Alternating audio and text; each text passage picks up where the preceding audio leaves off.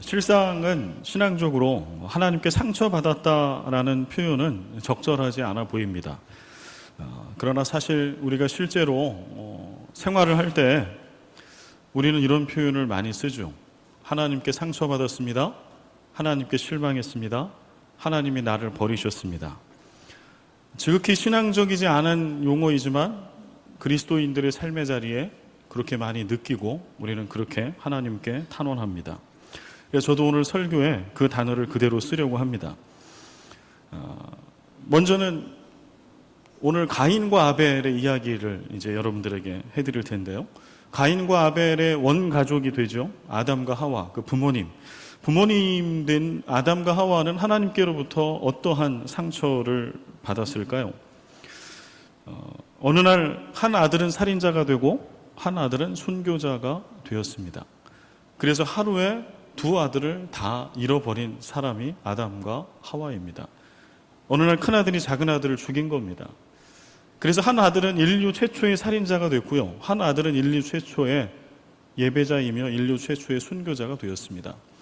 죽어서 아들을 잃었고 또 죄로 인하여 떠나감으로 아들을 잃었습니다. 아담과 하와의 상처입니다. 우리가 아는 것처럼 그들이 원래 처음에 아담과 하와가 살았던 것은 에덴 동산입니다. 에덴, 낙원입니다. 인간 인지상정은 한번 어떤 좋은 것을 경험하게 되면 그 다음에 더 수준 낮은 것을 살아가는 것은 아주 어려워요.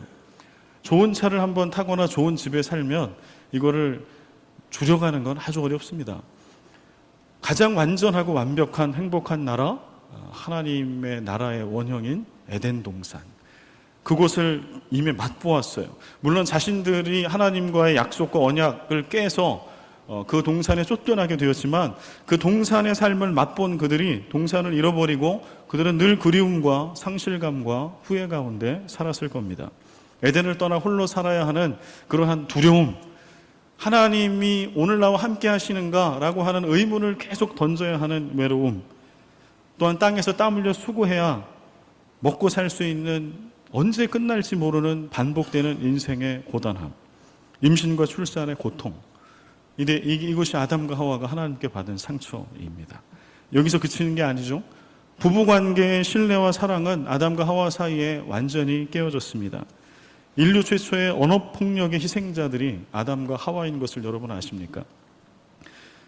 저 여자는 당신이 제게 주신 거 아닙니까? 하나님이 제게 주신 저 여자는 불량품입니다. 바로 당신이 내게 주신 저 불량품, 저 여자가 그 나무의 열매를 따서 나는 먹기를 원치 않았으나 내게 주어 내가 오늘 이 죄를 하나님 앞에 지었습니다. 그때 그 말을 듣고 있었던 하와, 아내된 하와의 마음은 어땠을까요? 성경에는 뱀이 그래서 이렇게 말하고 그치지만 그의 심정을 우리가 좀 찾아 들어가 보면 이 바보 같은 놈, 네가 내 남편이라고 하면 나를 바로잡아, 내가 실수했을지라도 나를 옳은 길로 인도할 수는 없었더냐. 하와의 속마음이었을 겁니다. 그렇게 그들은 에덴 동산을 쫓겨가기 이전에 이미 관계와 사랑과 신뢰는 깨어졌어요. 그런 부모 밑에서 가인과 아벨이 태어나고 자라갑니다. 가인은 어떠한 하나님으로부터의 상처를 받았다라고 느끼며 살아갔을까요? 오늘 1절 말씀에 보면 아담이 그의 아내 하와와 동침하매 하와가 임신하여 가인을 낳고 이르되 내가 여호와로 말미암아 등남하였다 하니라. 오늘 성경에 보면 가인의 출생은 아주 복됩니다. 가인이라고 하는 뜻은 얻었다라고 하는 뜻이에요.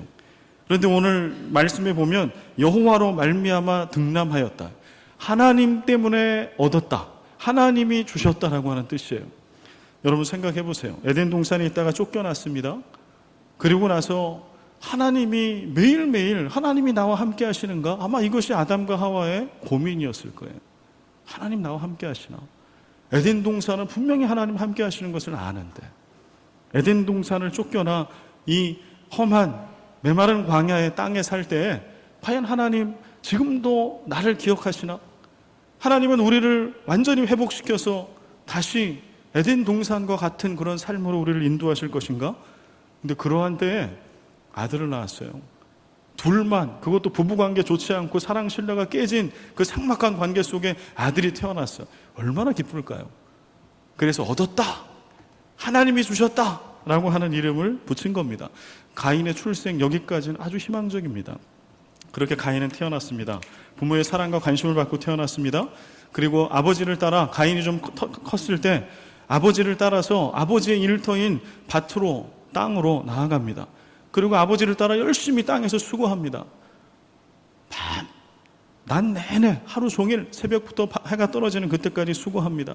때때로는 가시에 찔리기도 합니다. 때때로 엉겅퀴 가시를 뽑아내느라 그 많은 피를 흘리고 괴로워할 때도 있었을 겁니다. 그는 종처럼 일했습니다. 그런데 가인이 그렇게 일하는 데는 가인의 결정권은 없었어요. 가인이 농사를 짓게 된 건 전적으로 아버지를 따라간 것 때문입니다. 아버지가 땅에서 수고하고 일해야 얻을 수 있다라고 하는 하나님의 말씀과 명령에 따라 그렇게 살아갈 때 첫 아들을 얻고 그가 클 때 자연스럽게 아빠 따라다니면서 농사일을 하게 된 겁니다. 그런데 그 일이 끝이 없어요. 언제 이것이 그칠지 몰라요. 땀 흘리고 수고하고 찔리고 상하고 피곤하고 고단한 이 삶이 언제 끝날지 몰라요. 희망으로 시작하고 부모의 사랑을 받고 희망을 가지고 들에 나가고 밭에 나갔으나 그가 나중에 자라면서 고민하기 시작하는 겁니다.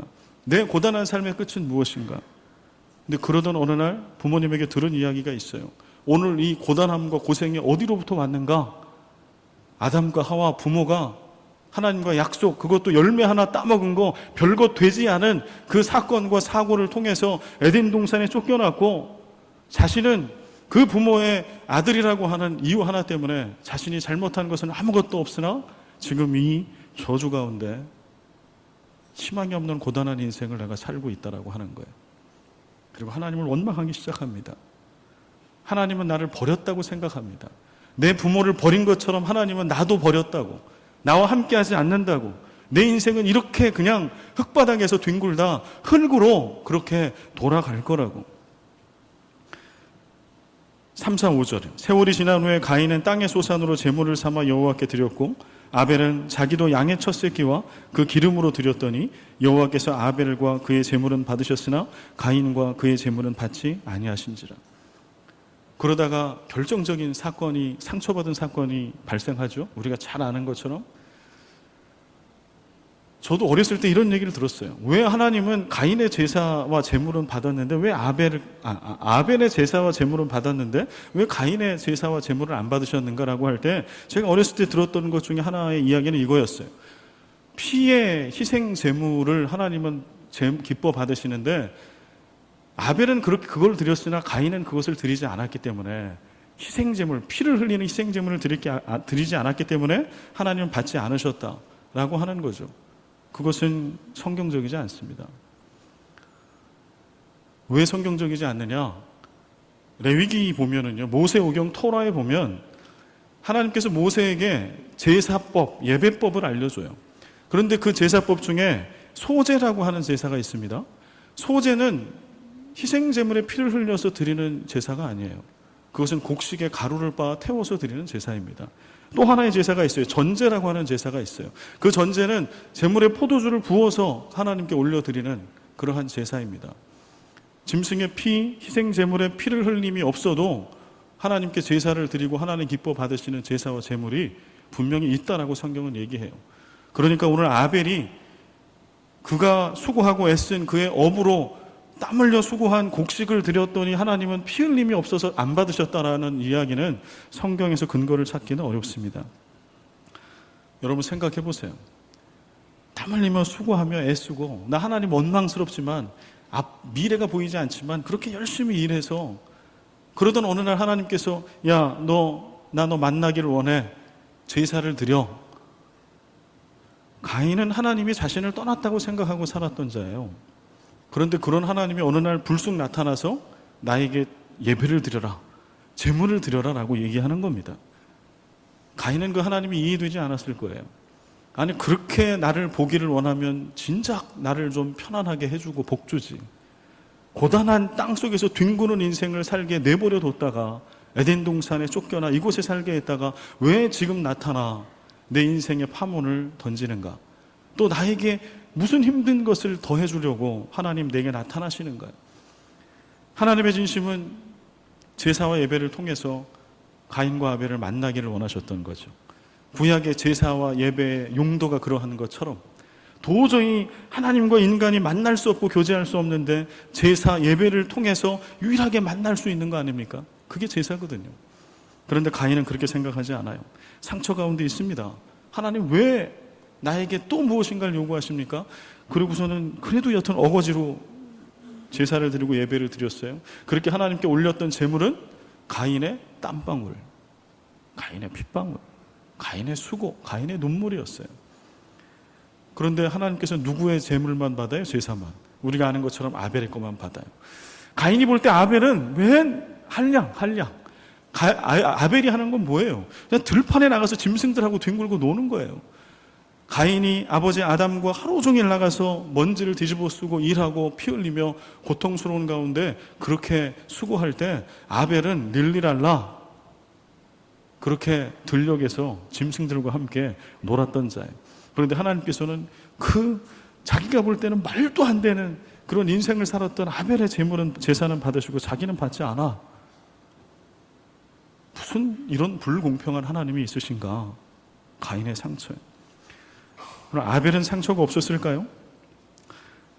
아벨은 무관심과 절망 속에서 출생한 사람입니다. 아벨이라고 하는 단어의 뜻은 허무라고 하는 뜻을 가지고 있어요. 아벨의 이름의 뜻을 살펴보면 그때 당시에 아담과 하와 가인이 어떠한 심정과 어떠한 신앙으로 살았는지를 한눈에 알 수 있어요. 여러분의 자녀나 여러분 혹시 족보 중에 허무라고 하는 이름을 갖고 있는 사람이 우리 족보에 있다. 예, 갈아타십시오. 족보를. 뭔가 문제가 심각한 겁니다. 허무야, 허무 있냐? 허무 없냐? 오늘은 허무 없네. 참 허무한 이름이에요. 이름이 허무예요. 왜 허무라고 지었을까요? 그 사랑하는 둘째 아들의 이름을 그의 인생이 허무했던 거예요. 내 인생이 어디로 흘러가야 하는가요? 하나님 내 인생의 목적과 방향은 어디입니까? 그걸 잃어버린 거예요. 하나님의 생명의 신비를 잃어버리는 거예요. 그 대자연 속에서 하나님께서 얼마나 위대한 꿈과 비전을 그들을 통해 이루시고자 하는지를 망각하고 살아가는 거예요. 그래서 내 인생은 허무합니다. 그래서 둘째 아들 이름을 허무라고 지었어요. 그 이름을 갖고 태어나 부모님과 형이 딱 유일한 형제였던 형에게 한 번도 관심을 받아보지 못하고 무관심 속에서 방치되고 방목되어서 자랐던 사람이 아벨입니다. 마치 소년 다윗처럼. 여러분 다윗 기억하시죠? 그 가정에 여러 아들이 있었는데 다윗 위에 형까지는 인간 취급을 받죠. 아들 취급을 받아요. 사무엘 선지자가 있을 때 1번, 2번, 3번 다 나와. 다윗은 내보내지 않아요. 왜요? 다윗은 관심밖의 인물이에요.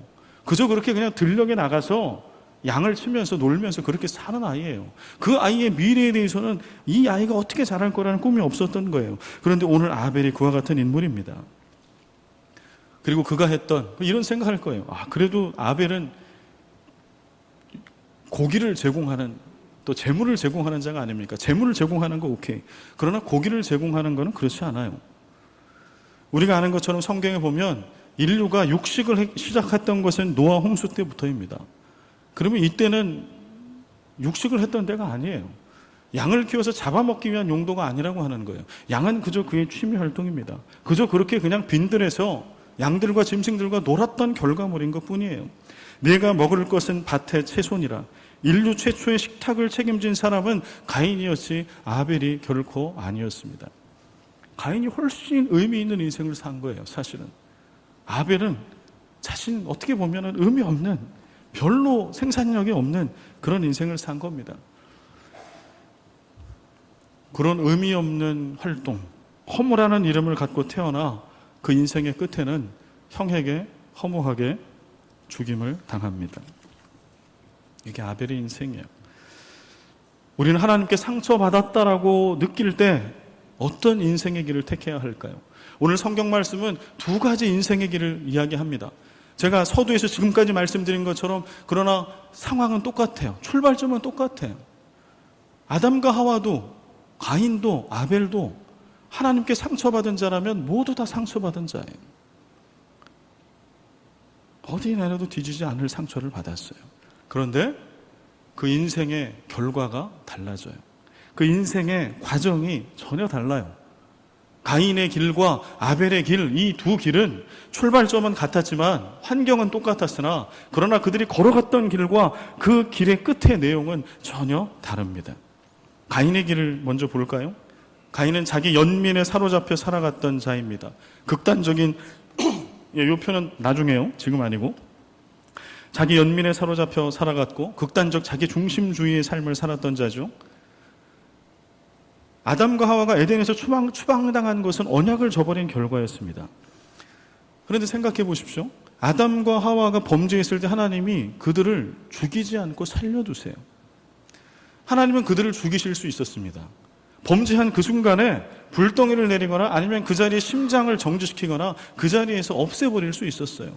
그리고 나서 다시 새로운 누군가를 또 만들어, 인류를 만들어 다시 그 자리에서 시작할 수 있었어요. 그러나 아담과 하와를 살려둬요. 물론 에덴에서 쫓아내시지만 아담과 하와를 살려두신다라고 하는 것은 아담과 하와를 통해 이루시고자 하는 하나님의 나라의 꿈과 소망이 그들에게 여전히 남아 있었다라고 하는 거예요.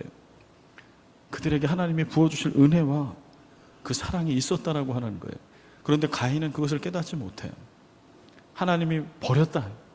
부모도 버렸고 하나님은 나도 버렸고 죄의 결과이기 때문에 오늘 하나님 앞에 신밀하게 내가 하나님의 은혜와 사랑을 깨닫고 나아가야 된다라고 하는 그 방향으로 가는 것이 아니라 그냥 하나님을 원망하며 불평하며 저주 가운데 살아갑니다.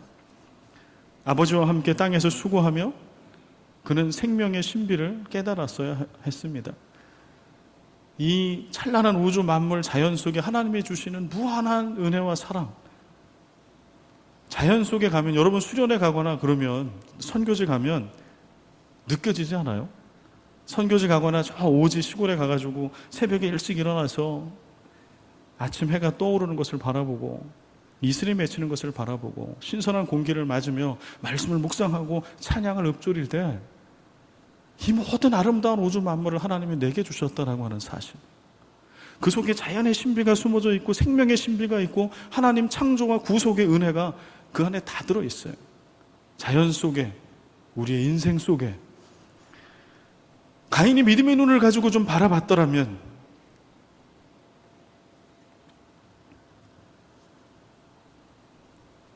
자신이 아무 수고해도 하나님께서 빛을 주시지 아니하시면, 하나님이 비를 내려주시지 아니하시면, 하나님이 바람을 주시지 아니하시면 내가 뿌린 씨가 열매를 맺을 수 없다라고 하는 사실을 그는 왜 발견하지 못했을까요?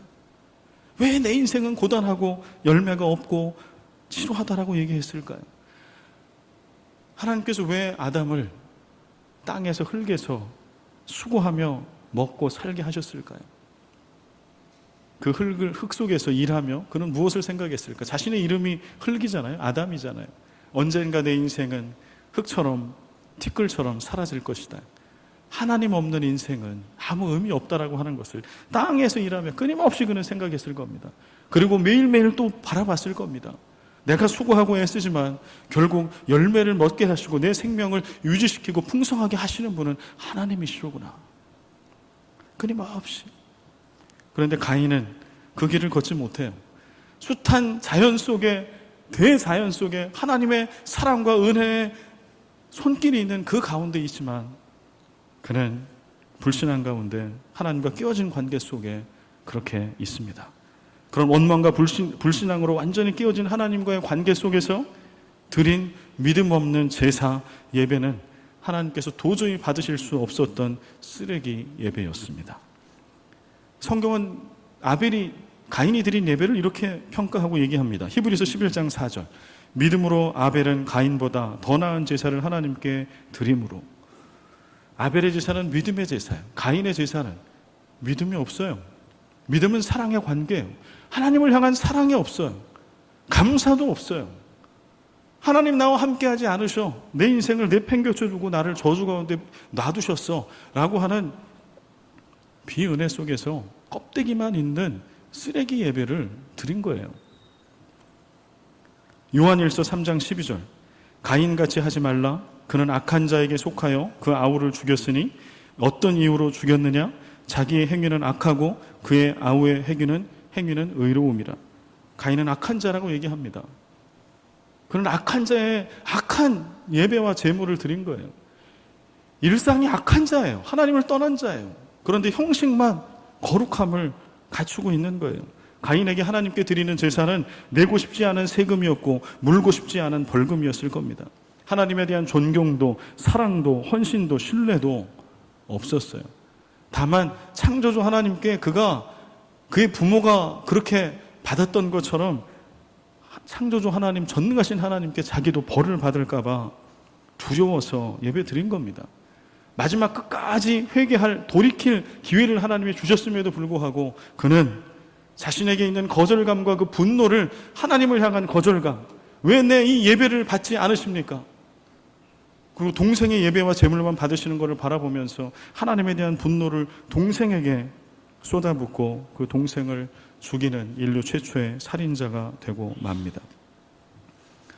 여기서 가인의 길은 그치지 않아요. 15절 말씀에 보면 이런 말씀이 있습니다. 여호와께서 그에게 이르시되 그렇지 아니하다. 가인을 죽이는 자는 벌을 7배나 받으리라 하시고 가인에게 표를 주사 그를 만나는 모든 사람에게서 죽임을 면하게 하시니라. 하나님께서 가인에게 주신 표는 살인자의 낙인일까요? 아니면 생명의 표일까요?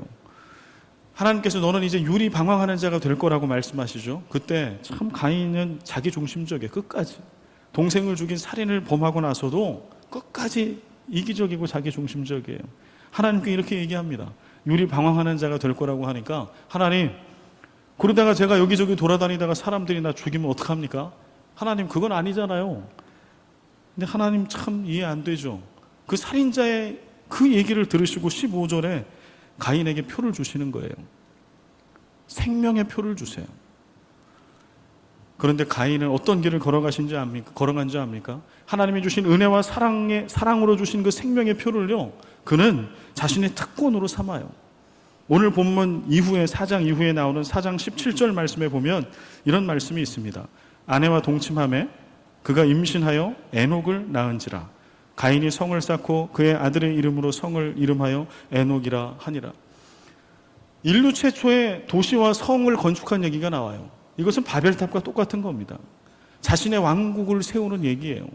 자신의 아들의 이름을 갖다 붙인 아들의 왕국, 자신의 왕국. 낙원을 쫓겨나고 신락원 했다면 이제는 새로운 에덴을, 자신이 주인 되는 새로운 에덴을 건설하고 해보겠다라고 하는 거예요. 그게 에녹성입니다. 무엇보다 자신이 실패한 일탈자가 아니고 숭고한 승리자라고 하는 것을 하나님 앞에, 온 사람들 앞에 보여주고 싶은 거예요. 나는 실패자가 아니야. 무엇을 활용하고 악용해서 하나님이 그에게 주신 생명의 표를 가지고, 어느 누구도 그를 죽일 수 없다라고 하는 하나님이 그에게 주신 생명의 표를 가지고 그는 특권으로 삼습니다. 자신의 왕국을 세웁니다. 그 가인의 길의 끝에 뭐가 있을까요? 우리가 아는 것처럼 노아 시대 홍수의 심판이 있습니다. 그의 후손들은 물질 문명을, 인류 문명을 발달시키는 일에 앞장섰다라고 창세기 4장 그 뒤에 족보가 쓰고 있어요. 그러나 문명은 발달했으나 죄는 훨씬 더 창궐합니다. 그리고 가인의 후손들은 결국 노아 시대의 홍수의 심판으로 멸절을 당하는 그 길에 서게 됩니다. 이게 가인의 길이에요. 다음에 동일한 연약함, 허무라고 하는 이름을 갖고 태어났던 아벨, 인생에 하는 일이 의미가 없었던 그 아벨은 어떤 길을 걸어갔을까요? 허무라는 이름으로 태어났으나 하나님 안에 그의 인생이 결코 허무한 인생이 아니라고 하는 것을 그는 깨달았어요. 그 증거가 무엇인가요? 그는 인류 최초의 진정한 예배자입니다. 예배는 어떻게 드리고 왜 드리는 거예요? 하나님이 내 인생의 주인이십니다. 내 인생의 의미는 하나님께 있습니다. 그는 인류 최초의 예배자가 되었어요. 피 흘림이 아니고서는 수치를 씻을 길이 없다. 생명이 아니고서는 생명을 보호할 수 없다. 생명을 낳을 수 없다라고 하는 그의 아버지 아담에게 하나님이 가죽옷을 입히면서 전해주었던 그 말씀을 그의 아버지를 통해 그는 듣습니다. 피 흘림이 아니고서는 수치를 씻을 수 없고 생명이 아니고서는 또 다른 생명을 낳을 수 없다라고 하는 것. 오늘 4절 말씀이요. 아벨은 자기도 양의 첫 새끼와 그 기름으로 드렸더니. 아벨이 제사 드린 얘기입니다. 이 양의 첫 새끼는 어떤 새끼예요? 우리는 그냥 양의 첫 새끼, 그냥 짐승 새끼. 왜냐하면 우리는 양을 키우진 않으니까요. 그런데 지금 이 양은 고기를 먹기 위해서 키운 양이 아니에요. 이 양은 아벨의 분신이에요. 아벨의 형제와 똑같아요. 그런데 지금 하나님께서 그 제물을 지금 원하시는 거예요. 가족같이 여겼던 그 짐승의 피를, 생명을 원하시는 거예요. 아마 성경에 쓰여 있지 않으나 아벨이 하나님께 이런 기도 드리지 않았을까요? 하나님, 이 아이들이요, 하나같이 다 저에게는 소중합니다. 저 얼룩 저 양은요, 제 큰동생이고요. 저 새하얀 저 양은요, 저 얼마나 착한지 모릅니다. 그리고 쟤는 어제 태어났습니다. 하나님, 뭐를 드려야 되나요? 하나님, 그냥 양털만 깎아서 드리면 안 될까요? 하나님, 그냥 양의 젖만 하나님 드리면 안 될까요? 그런데 그때 그를 엄습하는 하나님의 말씀이 있는 거예요.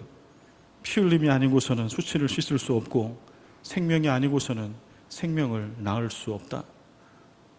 그래서 그가 가장 사랑하고 아꼈던 양의 첫 새끼를 돌칼로 내리쳐 찢고 그 피가 자신의 몸과 제단에 뿌려지고 그렇게 하나님께 올려드립니다. 이게 아벨이 걸어갔던 길이에요. 그런데 아벨이 그때 알았을까요? 자신이 제물로 드렸던 그 양의 그 모습처럼 자신도 하나님의 제물이 되어서 그렇게 그의 인생이 제물되어 끝날 거라고 하는 것을 그가 알았을까요? 우리가 아는 것처럼 아벨은 그렇게 스스로가 하나님의 제단의 제물이 되어서 인류 최초의 첫 피 흘림의 순교자가 됩니다.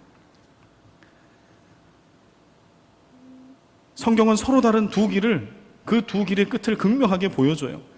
아까 그 표 보여주실래요? 가인의 길, 아벨의 길입니다. 가인의 길이요, 자기 연민과 자기 중심, 하나님에 대한 분노, 이 분노를 인간에 대한 분노로 쏟아내죠. 사랑하는 동생 아벨을 죽입니다. 자신만의 도성을 세웁니다. 죄는 관영하고 번영을 위해서 달려갔던 그들은 우상 숭배와 죄의 관영으로 노아 시대의 심판을 받습니다. 이것이 가인의 길을 걸어갔던 가인과 그 모든 찬란한 인류 문명을 이뤄냈던 가인의 후손들의 멸망의 역사예요. 아벨의 길, 자신의 삶에 대한 사랑, 하나님을 사랑하고 하나님의 은혜를 알고 일상에 누렸던 자, 생명으로 또 다른 생명을 낳을 수 있다라고 하는 것을 알았던 자, 그렇게 진정한 예배를 하나님께 드렸던 자, 그래서 예배의 회복을 이루어냈던 자. 창세기 4장 26절 말씀에 보면은요, 이런 말씀이 있어요. 우리 같이 한번 읽어볼까요? 시작. 셋도 아들을 낳고 그의 이름을 에노스라 하였으며 그때의 사람들이 비로소 여호와의 이름을 불렀더라. 성경은요, 창세기 4장은요 두 족보를 명확하게 나눴습니다. 가인의 족보를 쓰고요, 그 다음에 아벨이 죽고 난 이후에 아벨의 족보를 이어가는 셋과 에노스로 연결되는 아벨의 족보를 씁니다. 가인의 족보는 제가 말씀드렸잖아요. 멸망을 향해 가는 그걸로 끝나는 길. 아벨의 족보는 아벨이 죽고 나서 셋이라고 하는 아들을 하나님이 주세요. 그리고 나서 셋이 또 아들을 낳아요. 에노스. 이때 놀라운 일이 벌어졌더라고 창세기는 씁니다. 에노스라 하였으며 그때 사람들이 비로소 여호와의 이름을 불렀더라. 이거는 예배했다는 얘기예요. 진정한 예배의 회복이 일어났다라고 하는 거예요.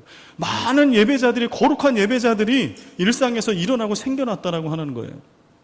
아벨의 길의 끝에 있었던 이야기입니다. 아벨의 길의 도상에 있었던 이야기입니다.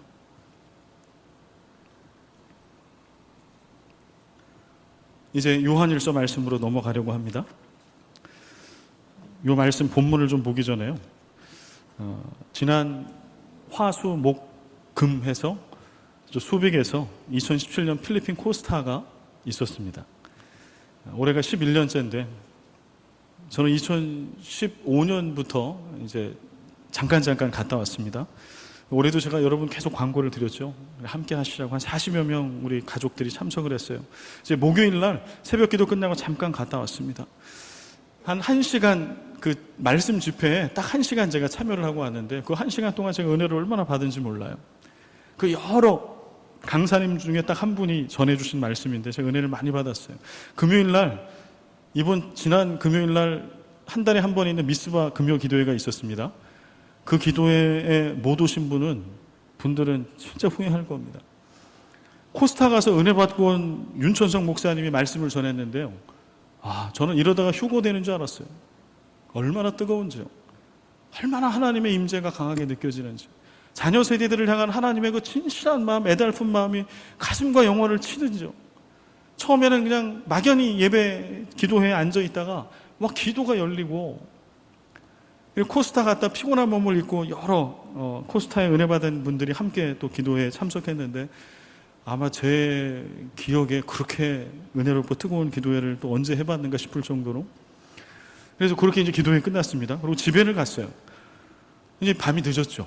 근데 제 아내가 침실에서, 저는 이제 토요일날 일찍 교회 가서 이제 설교 원고도 쓰고 주일 준비를 해야 되는데, 제 아내가 저를 재우질 않는 거예요.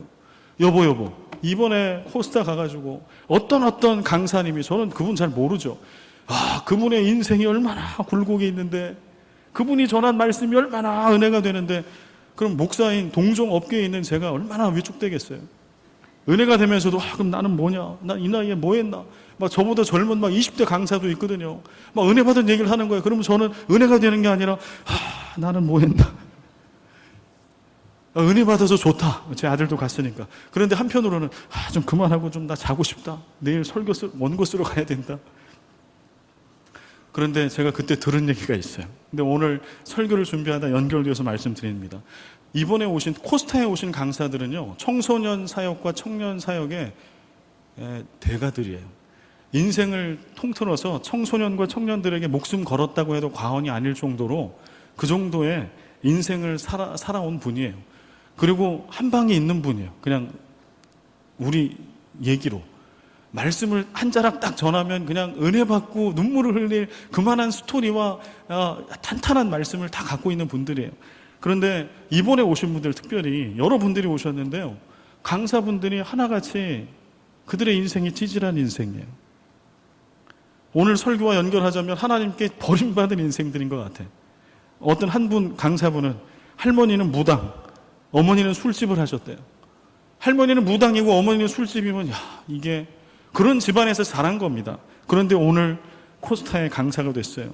어떤 한 분은 20대 중반의 청년인데요, 미친 나눔 해서 뭐 인터넷 치면 나옵니다. 젊은 청년인데, 이 친구는 고3까지 축구 선수를 했어요. 여러분, 고3까지 축구 선수 했으면 이제 남은 건 뭐예요? 실업리그로, 대학을 가거나 실업리그로 가거나 아니면 프로리그로 가는 거죠. 그런데 고3 때 무릎에 심한 부상이 생겨서 더 이상 축구를 할 수 없게 된 거예요. 인생의 절망이죠. 그때까지 준비했던 모든 것이 끝나는 거예요. 그런 끝자락에 그의 인생이 바뀌어요. 그래서 20대 중반에 미친 나눔, 그래서 삶 속에 어떻게 내가 가지고 있는 사랑과 물질과 미래를 나눠서 이 세상을 하나님의 나라로 행복한 세상으로 만들어갈 건가를 실천하고 있는, 그 책까지 냈더라고. 또 한 분은요, 5대째 신앙. 5대째 신앙이면 선교사 때부터 처음 한국에 19세기 말에 선교사님으로부터 복음 받아들여서 지금 자기까지 온 겁니다. 그런데 그 아버지가, 그 어머니는 목회자, 그런데 아버지가 바리새인이에요. 그런 바리새인이 없어. 바리새인이니까 술은 안 드셔. 그런데 모든 율법의 잣대를 가지고 어머니를 판단하고 어머니를 두드러 패. 그거를 보고 자란 거예요.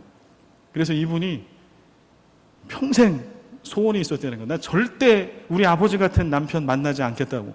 그래서 아버지랑 정반대의 사람을 만났답니다. 예수 안 믿는 사람, 술 잘 먹는 사람. 그 인생이 어떻게 됐을까요? 이혼 일보 직전까지 간 거예요. 물론 나중에 그 남편이 이혼 서류에 찍으려고 준비했던 도장으로 신대원 입학하는데 찍었다고 그러더라고요. 그런 해피엔딩을 제가 알려드립니다. 그러나 제가 드리고 싶은 말씀은 이거예요. 그래서 이렇게 고난받고 뭐 이러면 나중에 복받고 큰 사역자가 된다? 아니요. 우리 인생의 출발점은 사실 다 같아요. 저도 인생을 살면서 얼마나 하나님 원망했던 때가 많이 있었는지 몰라요. 어떻게 보면 인간은 연약하기 때문에 내 인생이 억울할 때, 하소연할 때가 하나님밖에 없는 것 같아요. 그래서 하나님 왜 이런 가정에 태어나게 하셨어요?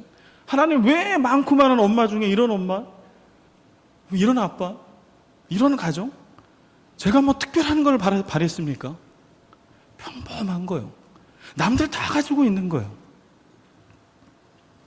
남들 다 가지고 있는 거를 제게 안 주시더라고요. 근데 신기한 거는요, 그 분노가 사람에게로 옮겨 타요. 저를 낳아준 어머니를 얼마나 원망했는지 몰라요. 그걸 방관하고 그렇게 술로 인생을 점철했던 저희 아버지를 얼마나 원망했는지 몰라요. 저희 형을 얼마나 원망했는지 몰라요.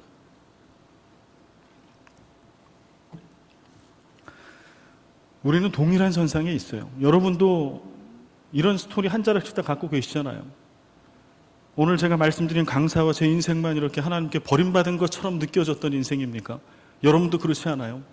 때때로 하나님을 원망하고 더 나아가서 여러분의 인생을 저주하고 그 분노가 해결되지 않으니까 그것으로 남편을 잡고 아내를 잡고 부모를 잡고 자녀를 잡고 교회 공동체 안에서는 성도가 장로를 잡고 목사를 잡고 목사와 장로는 권사를, 집사를, 성도를 무참하게 짓밟고 가인이 아벨을 죽였던 것처럼 그게 우리의 인생 아닌가요?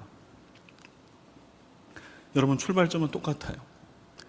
그러나 우리가 어떤 길을 걸어갈지는 우리의 결정이고 우리의 믿음의 결단입니다.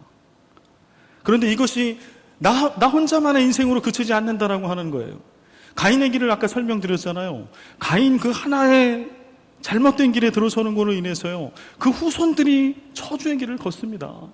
인류 문명을 개척한 것처럼 보여지나 저주받은 자의 길로 가서 나중에 하나님의 심판에 이르게 돼요. 그러나 아벨의 길을 걸어갔던, 순교의 피를 흘릴지라도 인생의 고단함 가운데 인생이 내 이름은 왜 허무냐고, 나는 왜 이렇게 할 수 있는 것이 없고 무가치한 일을 해야만 하냐고 하는 그 순간에 전능하신 하나님 만나고 그 하나님으로 채워지는 인생. 내 인생은 내 인생의 눈으로 바라볼 때 아무 가치가 없는 것 같이 보이지만 위대한 내 인생의 계획을 세우고 계시는, 내가 측량할 수 없는 그 하나님의 은혜와 그 사랑, 그 넓이와 깊이를 발견하며 피 흘림의 길을, 생명으로 생명을 낳는 길을 걸어갔던 아벨의 길, 그 길 끝에는 잃어버렸던 예배가 회복돼요. 하나님을 부르짖는 자들이 생겨나요.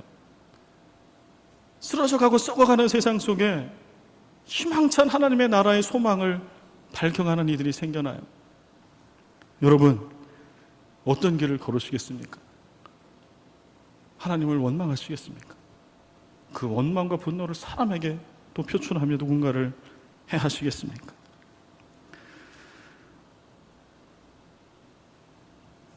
하나님 예비하신 아벨의 축복의 길, 은혜의 길, 생명으로 생명을 낳는 그 길, 여러분과 제가 힘차게 걸어갈 수 있기를 간절히 소망합니다. 연약함 가운데 아무 의미 없는 허무한 인생처럼 보여지는 그 가운데 전능하신 주님을 만나는 하나님의 측량할 수 없는 섭리와 내 인생을 향한 축복과 계획을 만나시는 여러분이 제가 되기를 바랍니다. 그것이 우리의 자녀 손들에게 흘러갈 수 있기를 바라요. 세상이 얘기해주는 그 길 가지 않고 분노를 서로에게 쏟아붓는 거 말고 그렇게 생명으로 생명을 살리는 그러한 부흥이 여러분 인생 가운데, 여러분 가정 가운데, 이 교회 가운데, 이 필리핀 땅에 있는 모든 크리스찬들과 하나님의 백성들 가운데 차고 넘치기를 간절히 소망합니다. 아버지 하나님, 믿음으로 아벨의 길을 걸어 생명으로 또 다른 생명을 낳는 하나님의 나라의 귀한 역사를 이루며 누리며 예배가 회복되며 하나님의 주인 되시는 거룩한 그 나라, 우리의 가정과 일터와 교회 가운데, 이 필리핀 땅 가운데, 조국 세상 온 열방 가운데 세워가는 우리 모두가 되게 하여 주시옵소서. 상한 마음을 그리스도의 사랑으로 싸매어 주시옵소서. 아벨이 걸어갔던 길처럼 생명을 주께 드리고 그 생명이 나의 생명이라 할지라도 아낌없이 순복하며 순종하는 믿음의 길을 따를 때에 또 다른 생명의 역사 충만케 하시옵소서. 이제는 우리 주 예수 그리스도의 은혜와 아버지 하나님의 끝없는 사랑과 성령의 교통하심과 역사하심이 아벨의 길, 믿음의 길, 생명의 길 따르기로 다짐하는 인생에 상처받고 허무하고 외롭고 고통스러운, 그러나 주님으로 인하여 새 소망을 발견한 예배 가운데 나온 모든 주의 백성들 머리 위에 이제로부터 영원히 항상 함께 계시기를 간절히 축원하옵나이다.